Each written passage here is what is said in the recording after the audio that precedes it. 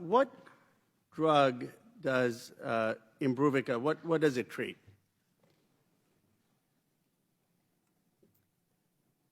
Congressman, I recognize Imbruvica is one of the products that we do market. I'm not exactly sure. It's okay. I'm not trying to trick you. It treats leukemia.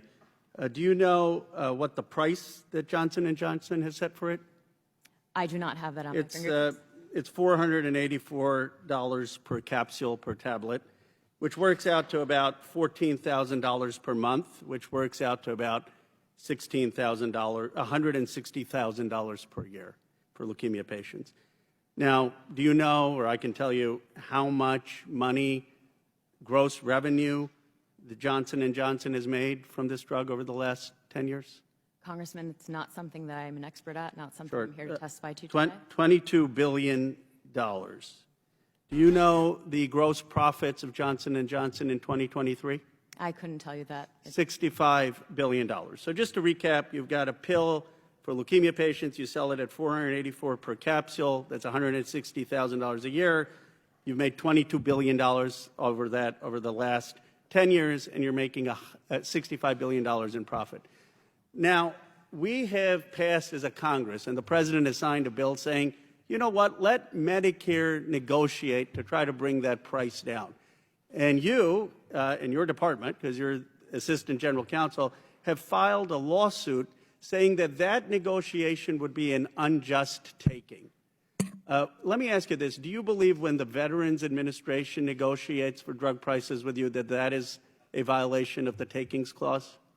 Congressman, I appreciate the question. The bases for our litigation against HHS with respect to the Inflation Reduction Act are fully disclosed in our complaint.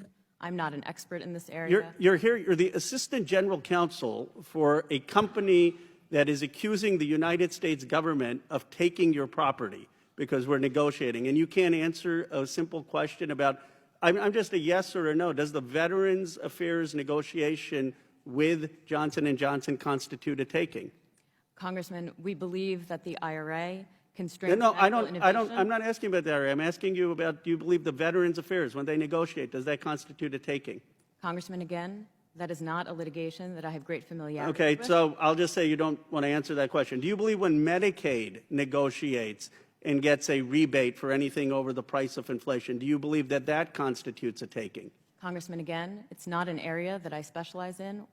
I guess I don't understand how, being the Assistant General Counsel, you can come before the United States Congress when you're suing the United States government saying that we are taking your property. You know, that's a very serious charge. Taking means like if I came as the government with the force, took your property, and you don't know whether it's a taking, when the Veterans Administration negotiates, you don't know whether it's a taking, whether Medicaid negotiates. I assume you'd say it's not a taking, because obviously it's not a taking. These administrations have been negotiating for years, and yet you're arguing that Medicare should, when they negotiate, it's a taking. Medicaid, do you know how many % of the American population is on Medicare? Congressman, no. It's 18% about. Do you know how many are on Medicaid? Congressman, no. About 18%. So it's not like Medicare has a bigger market. Medicaid negotiates with 18%. Do you know about how much is on, how many of our people are veterans? It's about 6%. So you have already a larger population, when you combine Medicaid and Veterans Affairs, negotiating with your company so that you don't make $65 billion in profits every year, and so leukemia patients don't pay $160,000. You have filed a lawsuit. I think it is shameful what you and the pharmaceutical companies have done in suing the United States government to protect those profits, and you are totally unprepared to answer a single question about what the takings clause is and a justification for that lawsuit. I mean, I really believe hopefully someone in the company and these other pharmaceutical companies can provide the American people with an explanation why you consider Medicare negotiating those drugs to lower those profits, those obscene profits, a taking when you don't consider that for the Veterans Affairs Administration or Medicaid. Mr. Chairman, I hope someone will answer my questions on that, and I yield back my time.